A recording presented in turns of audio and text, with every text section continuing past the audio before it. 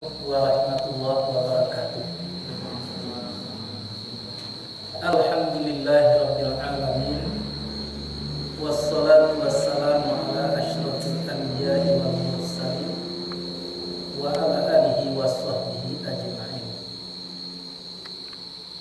Syukur puji kita serahkan kepada Allah Subhanahu wa taala. Salawat dan salam untuk Nabi kita Muhammad sallallahu alaihi wasallam. Dua hal yang tidak boleh dipisahkan antara satu dengan yang lain, yaitu bersyukur dan bersalawat. Kita bersyukur karena merasakan kebaikan Allah Subhanahu wa taala, kasih sayangnya yang telah dilimpahkannya. Walaupun kadang-kadangnya kita sendiri tidak mampu memposisikan pemberian sebagai kasih sayang itu sebagai nikmat dari Allah Subhanahu wa taala, akhirnya berubah menjadi laknat dan sengsara. Nah, maka untuk itulah kita mempelajari ayat-ayat Allah Subhanahu wa taala agar kita mampu memposisikan, meletakkan segala sesuatu yang diberi Allah kepada kita secara benar. Karena walau bagaimanapun yang buruk yang kita terima di permukaan ini, sekalipun kalau kita pandai memposisikannya secara benar, itulah kebaikan untuk kita. Apalagi yang baik-baik. Nah, maka pada malam ini kita sampai kepada surat Al-Baqarah ayat yang ke-121. 221. Nah, sebagaimana kita lihat di layar, A'udzubillahi minasyaitonirrajim. Bismillahirrahmanirrahim. Wala tankihul musyrikati hatta yu'min. Wala amatun mu'minatun khairun min musyrikat walau a'jabatkum, dan seterusnya. Dan janganlah menikahi kamu akan perempuan-perempuan musyrik sebelum beriman ia. Dan sungguh perempuan-perempuan mukmin itu, budak-budak mukmin itu lebih baik daripada musyrik perempuan, dan sekalipun mencengangkan ia akan engkau. Wala tunkihul musyrikin, dan jangan pula menikahkan kamu akan laki-laki musyrik sehingga beriman mereka. Dan sungguh hamba-hamba mukmin lebih baik daripada laki-laki musyrik, dan jikalaupun mencengangkan ia akan engkau. Ulaika yad'una ilan nar, mereka itu selalu menyeru kepada neraka. Wallahu yad'u ilal jannah, sedangkan Allah menyeru kepada surga. Wal maghfirati bi izni, dan kepada ampunan dengan izinnya. Wa yubayyinu ayatihi, dan menjelaskan Allah akan ayat-ayatnya, linnasi, untuk manusia, la'allahum yatazakkarun, mudah-mudahan mereka mengambil pelajaran. Berikut, wa yas'alunaka 'anil mahid, dan bertanya mereka akan engkau tentang daripada haid. Qul huwa azan, katakanlah dianya adalah kotor. Fa'tazilun nisa'a fil mahid, maka pisahkanlah istri-istri di dalam masa haid. Wala taqrabuhunna, dan jangan menghampiri kamu akan mereka, hatta yatahurna, sehingga mereka itu suci. Faiza tatahharna fa'tuhunna min haitsu amarakumullah, maka apabila telah suci mereka, maka datangilah olehmu akan mereka dari sekira-kira memerintahkan akan kamu Allah. Innallaha yuhibbut tawwabin wa yuhibbul mutatahhirin, bahwasanya Allah kasih akan orang-orang bertobat dan kasih akan orang-orang yang suci. Nah, itulah arti dua ayat dari surat Al-Baqarah yang kita baca tadi. Di dalam agama tidak ada satupun yang tinggal diatur oleh Allah Subhanahu wa taala. Sampai-sampai aturan tadi masuk WC, masuk masjid, apalagi aturan tentang pergaulan dan hubungan sesama manusia, baik sesama jenis atau berlainan jenis. Nah, karena pada hakikatnya apapun yang diatur oleh Allah Subhanahu wa taala itu sebetulnya adalah untuk kebaikan manusia. Itu wajib kita rasakan bahwa aturan-aturan Tuhan, baik aturan yang bersifat syar'i atau yang bersifat alamiah, nah itu seluruhnya adalah balik kepada manusia itu sendiri. Jadi ada dua aturan manusia Allah. Aturan alamnya artinya Allah menetapkan aturannya di atas alam semesta. Contoh seperti matahari terbit di timur, terbenam di barat. Nah, seperti pergantian siang dengan malam. Seperti air tetap mengalir kepada tempat yang rendah. Seluruhnya itu aturan Allah. Nah, dan kemudian ada yang menyangkut dengan diri manusia alamnya. Kalau nyokete nyogodang, kalau lagodang nyokan jadi tua, kalau tua nanti, nah, dan seterusnya dan seterusnya. Itu adalah aturan Allah Subhanahu wa taala. Nah, yang keduanya ada aturan itu yang bersifat syar'iyah. Hukum-hukum syarak, ketentuan-ketentuan yang melekat di dalam agama. Itulah tadi yang diatur oleh Allah Subhanahu wa taala di dalam beberapa hal.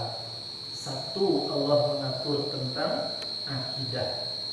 Kita tidak boleh berakidah salah, kita tidak boleh beriman salah. Yang kedua, diatur tentang ibadah, harus jelas ke siapa kita akan menyembah. Yang ketiganya diatur dalam bentuk muamalah. Kita harus mampu berbuat baik, berhubungan baik dengan sesama alam, terutama sekali sesama manusia.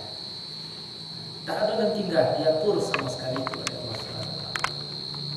Nah, maka dalam ayat tadi, aturan pertama adalah jangan menikahi kamu akan perempuan-perempuan musyrik. Nah, di bawah kita lihat itu wala tunkihul musyrikin. Kalau nanti teh wala tankihul musyrikin, beda hanya baris ta. Kalau ta dia teh barisnya. Kalau ta dan di bawah di depan barisnya. Nah, apa arti bedanya? Tangkihu itu menikahi. Nah, kamu sendiri yang menikahi. Kalau tungkihu menikahkan. Jadi menikahkan orang lain, laki-laki lain. Artinya kalau terjadi suatu pernikahan, nah sebenarnya siapa yang menikahi? Laki-laki yang menikahi perempuan, ya, laki-laki yang menikahi perempuan. Yang menikahkan adalah walinya. Nah, jadi kalau bahasa Arabnya zawijtuka, aku nikahkan engkau dengan walinya, orang lain tuh. Binti dengan bintiku, dengan anakku, kandungku, si anu. Nah, jadi artinya si wali menikahkan orang lain dengan anaknya. Nah, aku sering terbalik itu, tapi kalau para ulama mengatakan itu masih sah, karena tujuannya sama. Ya. Nah, jadi ada tuh, aku nikahkan engkau dengan anakku. Jadi aku nikahkan anakku dengan engkau, boleh-boleh saja. Tapi yang pada hakikatnya adalah engkaunya laki-laki tadi dinikahkan dengan anakku. Nah, kata-kata nikah itu adalah merupakan sesuatu penyerahan, kalimat penyerahan. Pertama, mengandung kalimat penyerahan. Aku serahkan anakku kepada engkau sepenuhnya dunia dan akhirat. Nah, jadi mulai terjadinya ijab kabul itu sebetulnya si wali tidak bertanggung jawab lagi atas dosa-dosa anaknya, walaupun anak tadi ya tidak terbina secara benar. Itu isi kandungan negara. Yang keduanya adalah mengandung perekat, peroke. Jadi merekat sesuatu kasih sayang yang terjadi antara seorang laki-laki dengan seorang perempuan. Dirokek itu. Cukup bayangkan, kalau ada suatu kasih sayang yang tak bisa dipertemukan, itu adalah merusak. Nah, jadi rekat itu tuh tidak boleh dibuka-buka aib. Tidak ada tujuan untuk membuka aib. Nah, contoh, kalau ada sesuatu keinginan atau niat untuk menikahi seseorang wanita, tetapi ada bagi kalau, itu tidak benar. Bagi kalaunya bagi itu, kalau begini nanti tidak, kalau begini nanti tidak, sebetulnya itu tidak dibolehkan.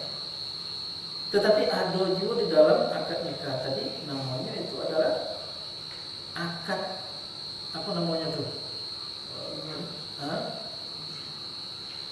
Ya, babunian situ kalau 3 bulan, 6 bulan, 5 bulan, ya. Nah, itu karena tapaso itu sebetulnya.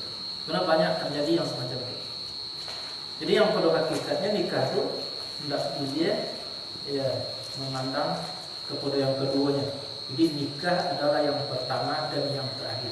Kecuali nanti ada unsur-unsur agama yang terdapat di dalam hubungan suami istri. Misalnya kenyamanan tidak ada, kepercayaan tidak terbina, kasih sayang tidak selalu terbengkalai. Pada saat itulah dibolehkan manusia tadi berkata lain. Nah, jadi intinya pernikahan itu adalah merekat sesuatu kasih sayang antara seseorang laki-laki dengan perempuan yang tujuannya hanya terakhir, tidak ada pertamanya, kecuali kalau ada nanti hal-hal yang menyangkut dengan uzur-uzur agama, diatur sampai kecil oleh Allah Subhanahu Wa Taala. Nah, dan aturan itu apabila lopeh, apabila tidak jalan, maka akibatnya fatal, akan terjadi kacau balau nanti. Nah, maka diawalilah oleh Allah Subhanahu Wa Taala masalah nikah itu dengan musyrik tidaknya manusia. Itu maknanya dalam sebuah hadis, tankihul mar'ata bi arba'atin, nikahilah olehmu wanita itu dengan sebab 4 masalah, 4 perkara. Nah, satu bijamaliha, dengan keindahannya. Jadi kita boleh menikahi dengan sebab keindahannya. Nah, tapi apakah hanya berhenti sampai situ saja? Tidak. Walimaliha wa nasabiha, dengan nasabnya, keturunannya orang baik-baik, boleh. Kalau itu yang kita jadi perhitungan. Dan kemudian wabimaliha, dan dengan hartanya aduh cukup, boleh. Tapi yang kampenya didiniha, dengan agamanya. Nah, agama pun tak boleh dilepaskan. Seindah apapun, secantik apapun, tapi agamanya tidak baik, tidak boleh. Akhirnya nanti akan membawa kepada penyesalan, sengsara dan lain sebagainya. Sebaliknya juga demikian, bangsanya hebat, keturunannya hebat, hartanya banyak, tetapi agamanya tidak benar, itu tidak dibolehkan oleh Allah Subhanahu Wa Taala. Nah, jadi agama di sekolah yang harus jadi perhitungan. Kejadian Nabi fasfir bid-din, utamakan mencari agamanya. Jadi apa yang dicari agama perempuan itu? Tentu sebaliknya begitu juga bagi perempuan, laki-laki, apanya yang dimaksud dengan agama di situ? Tadi aturan mengenai tauhid, akidah.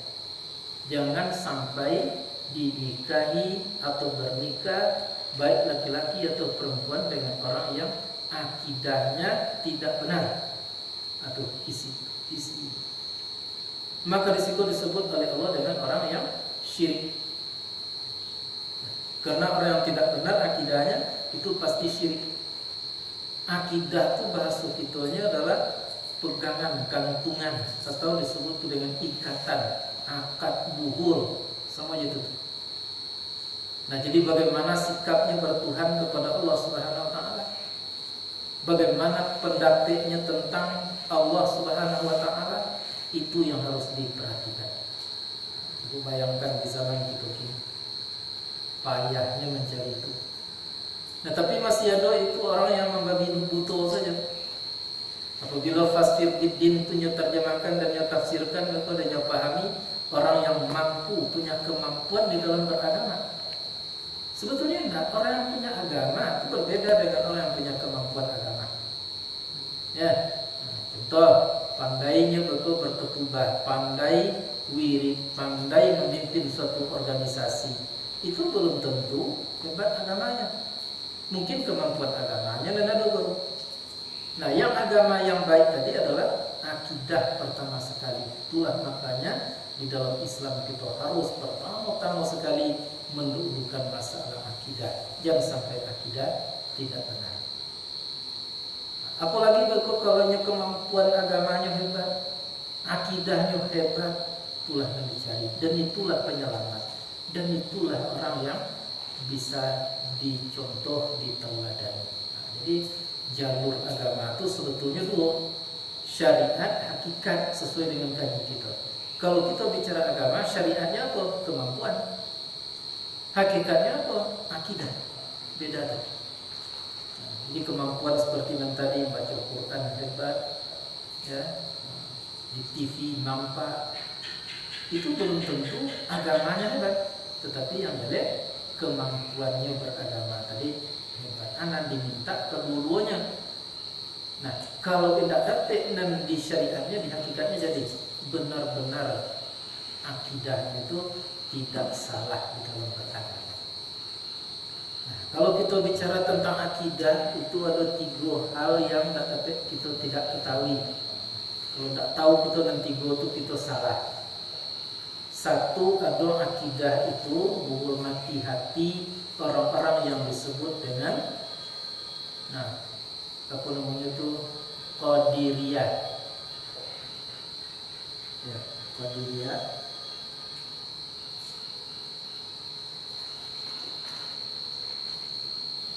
Bukannya Qadiriyah tadi, Qadir itu kuasa. Riyah itu Qadir, riyah itu nisbah. Jadi membangsakan bahwa kekuasaan itu ada di pihak lain. Ya, waktu memberi kesenangan ada yang lain. Yang lain yang memberi kesenangan. Nah, banyak terjadi kini. Orang tidak memulaikan kepada agama asik karena dunia. Mengapa? Karena dia menganggap dunia itu yang akan menyelamatkan, dunia itu yang akan menyenangkan. Itu Qadiriyah namanya. Ya, sehingga mereka tadi kerajaannya apa tidak lebih dari perlu mencari, kemudian menumpuk-numpuk, ya, tidak mau untuk berkorban di jalan Allah Subhanahu wa taala, tidak mau berpayah-payah di jalan Allah. Itu orangnya orang-orang Qadiriyah. Sehingga anggap sesuatu yang lain itu bisa memberi bekas, bisa memberi kesenangan, bisa memberi pertolongan dan lain-lain sebagainya. Nah, dan ikut banyak terjadi secara tidak disengaja. Tidak bisa kita kontrol habis-habisan itu. Mengapa? Karena itu masalahnya masalah hati. Jadi hati kita masih bisa menganggap bahwa ada yang lain selain daripada Allah itu yang akan memberi pertolongan, yang akan menyelamatkan dan lain-lain sebagainya. Nah, untuk itu kita harus bebaskan diri kita dari itu. Cara membebaskannya, perhatikanlah alam dan diberikan aturan dari Allah. Alam tadi aturan, apakah benar benda itu menyelamatkan manusia? Jawabannya bisa iya, bisa tidak. Apakah benar kekayaan itu bisa menyenangkan manusia? Jawabannya bisa iya, bisa tidak. Kalau bisa iya, bisa tidak, itu tak pasti ionya. Tidak pasti tidaknya. Maka oleh sebab itu tergantung kepada orangnya. Kalau seseorang mempunyai benda, bisa selamat dari benda itu dan bisa tidak selamat oleh benda. Bila seseorang tadi selamat oleh benda, orang yang dekat kepada Allah Subhanahu wa taala, maka didekatkanlah oleh Allah orang tadi dengan berkat daripada benda itu sendiri. Nah, bila seseorang itu dicelakakan oleh benda, apabila seseorang itu menjauh dari Allah Subhanahu wa taala, maka orang itu disengsarakan dengan laknat beserta dengan benda yang dimiliki. Bisa kita paham? Nah, jadi i'tikad qadiriyah tadi dia di benda itu saja. Kalau tidak dapat seperti orang tanya tidak akan selamat, tidak dapat sepertinya tidak akan selamat dan lain sebagainya, tidak akan senang dan lain sebagainya. Nah, padahal sesuatu yang dianggap tadi menyelamatkan itu tidak lebih daripada alat. Berulang kita kaji. Bisa alat untuk mencelakakan oleh Allah, bisa alat untuk menyelamatkan. Pertanyaannya tadi, bila seseorang dicelakakan oleh alat itu, apabila jauh dari Allah. Arti jauh dari Allah tidak mengikuti aturan-aturan Allah tadi. Ibarat seperti pisau, aturannya kalau memang mempergunakan pisau, memanfaatkan pisau harus tangkainya dipegang. Tapi kini dilanggar itu, pisau juga, tapi tidak, tangkainya doang yang dipegang, matanya dipegang untuk pergunakan. Celakalah seseorang. Nah, jadi pertama i'tikad qadiriyah, kita harus tidak seperti itu. Untuk membebaskan diri dari itu, lihatlah alam terkembang jadi guru sudah ditetapkan oleh Allah Subhanahu wa taala di dalam kehidupan kita sehari-hari. Bara banyaknya orang-orang yang memiliki sesuatu tapi dicelakakan oleh sesuatu itu. Bara banyaknya pula orang yang memiliki sesuatu tetapi yang disenangkan dan dibahagiakan oleh sesuatu itu. Tergantung orangnya. Nah, jadi maka oleh sebab itu fasfir biddin, yang pertama-tama harus kita perhitungkan adalah bagaimana sikapnya bertuhan kepada Allah, dengan kata lain terhindarnya daripada i'tikad yang salah. Satu adalah i'tikadnya qadiriyah tadi. Nah, dan kemudian ada i'tikad itu menurut ulama itu namanya qadiriyah dan jabariyah. Nah, jabariyah itu lawan dari yang tadi. Kalau tadi mereka menganggap alam bisa menyelamatkan, alam yang akan menyenangkan. Nah, kini tidak. Tanpa alam, Allah saja nyetuduh sama sekali. Akhir-akhirnya terbalik. Kalau nyo membuat suatu maksiat, nyo katakan pula itu Allah yang membuat. Kalau nyo berhenti menjalankan kebenaran, nyo anggap pula Allah yang berbuat seperti itu. Allah saja nyetuduh sama sekali. Ya, kok melarat Allah pula yang salah, tidak sembahyang Allah pula yang salah, nyetuduhkan kepada Allah sama sekali. Itu pun tidak benar. Nah, dan ketiganya adalah i'tikad ahlus sunnah wal jamaah. Itu yang benar. Kombinasi keduanya. Apakah harta benda itu menyelamatkan? Tadi bisa iya, bisa tidak. Dan kemudian apakah Allah itu inyo yang menyelamatkan, inyo yang segalakan? Mutlak iyonya. Jadi maka kita berpendapat, apapun yang kita usahakan, kalau dapat kita belum tentu selamat itu kalau kita jauh dari Allah Subhanahu wa taala. Kita pasti selamat apabila kita dekat kepada Allah Subhanahu wa taala. Yang baik kita terima dalam kehidupan itu akan diselamatkan karena kita dekat kepada Allah. Yang baik, yang buruk kita terima, kita akan diselamatkannya. Tapi kalau tidak beres akidah tadi, maka baik buruk yang kita dapatkan di permukaan bumi, di ujungnya pasti kita dicelakakan. Maka itulah sebabnya kita sebut alam itu tidak lebih daripada alat. Jadi berpahamlah, berkeyakinanlah bahwa segala sesuatu itu tidak lebih dari perkakas belaka, yang menentukan adalah Allah Subhanahu wa taala. Itulah ahlus sunnah wal jamaah. Jadi di rumah tangga itu harus dihidupkan dulu. Ya, jangan sampai memburu kemampuan semata-mata. Kalau kemampuan yang diburu semata-mata itu akan hilang rasa tadi. Akhir-akhirnya kita yang hebat, kita yang pandai. Ini kan banyak ini menyalahkan orang lain bisa, tetapi menunjukkan yang benar tidak bisa. Itu akibat karena kemampuan dilatih, tetapi agamanya tidak dimiliki. beragama tidak memiliki dengan secara benar. Dan yang keduanya yang masuk ke dalam kategori ad-din itu, fastil bidin tadi yang kita terangkan adalah masalah ibadah. Nah, dan masalah ibadah itu adalah segala sesuatu yang kita lakukan itu jaleh hanya kepada Allah Subhanahu wa taala, tidak kepada yang lain.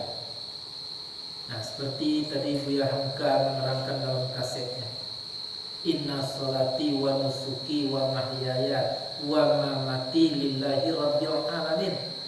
Benar-benar di dalam hati kita ibadah, bahwa sesungguh sholat yang kita lakukan itu lillahi ta'ala, karena Allah itu. Karena tadi lillahi ta'ala itu inna sholati wa nusuki wa mahyaya wa mamati lillahi ta'ala. Kata lillah itu ada dua maknanya tuh. Untuk Allah karena Allah hati-hati situ. Jadi aku hidup untuk Allah, artinya untuk menjalankan ketentuan-ketentuan din tadi, untuk menyelamatkan diri daripada tantangan dan halangan-halangan syarat itu. Itu lillahi ta'ala, karena Allah Subhanahu wa taala, tidak menuju yang lain-lain. Hanya Allah Subhanahu wa taala, ikhlas arti. Dan kemudian kata li itu bisa bermakna itu karena Allah. Kita salat tidak mungkin salat kalau tidak karena Allah. Kita punya kodrat, punya iradat, itu kodrat iradat Allah Subhanahu wa taala. Kita punya segala macamnya kemampuan, punya ilmu, itu adalah milik Allah. Seluruhnya adalah pinjaman Allah Subhanahu wa taala. Jadi aku bisa begini adalah karena Allah Subhanahu wa taala. Kalau kita sholat, tidak mungkin kita mengangkat tangan kalau tidak karena Allah. Tidak mungkin kita sujud, tidak mungkin kita rukuk, apalagi mengingat Allah Subhanahu wa taala kalau tidak karena Allah. Nah, jadi maka oleh sebab itu hidupku untuk Allah karena Allah. Nah, salati wa nusuki, ibadahku untuk Allah tujuannya karena Allah. Ini bisa dipahami itu. Nah, mungkin kita duduk seperti yang gini kalau tidak ada Allah. Tidak bisa kita mengaji seperti yang gini kalau tidak ada Allah. Karena Allah itu tujuan kita harus Allah Subhanahu wa taala. Inna sholati wa nusuki wa mahyaya wa mamati, hidup itu nanti pun tidak akan mati dia kalau tidak karena Allah Subhanahu wa taala yang mematikan. Malaikat maut pekerja cuma, alam itu alat cuma, kalaupun seorang itu mati dikarenakan alat itu cuma, yang mematikan adalah Allah Subhanahu wa taala. Dan untuk Allah artinya menyerah sepenuhnya kepada Allah Subhanahu wa taala. Kita tidak bisa memastikan sealim apapun kita, sebesar apapun gelar yang kita sandang, kita tidak bisa itu mendiktekan Allah kita harus masuk surga, pasti masuk surga, tidak bisa. Lillahi ta'ala, kata Allah Subhanahu wa ta'ala, karena Allah yang mempunyai hak prerogatif tentang itu. Nah, jadi tidak bisa kita pastikan diri kita masuk surga, itu hak Allah Subhanahu wa ta'ala. Nabi Muhammad SAW saja pernah masuk neraka, tapi beda dengan orang lain masuk neraka. Orang lain masuk neraka itu dikarenakan salahnya. Nabi Muhammad dikarenakan jadi kasihi, disayangi, Habibullah namanya, masuk ke dalam neraka Allah Subhanahu wa taala. Di waktu peristiwa Isra Mi'raj kan kita pernah tuh mempelajari ya bahwa Nabi Muhammad itu raun jalan-jalan ke dalam neraka. Lihat bermacam-macam penduduk neraka tadi lihat Nabi Muhammad SAW. Jadi artinya tidak bisa kita bantah, orang yang dikasihi sekalipun bisa masuk ke dalam nerakanya Allah Subhanahu wa taala. Nah, yang perlu kita ingat adalah masuknya itu tidak sama. Nah, jalan-jalan saja disuap ke dalam lembaga masyarakat, sama-sama di dalam taksi, tapi beda. Ada yang masuk ke dalam taksi, berada dalam taksi itu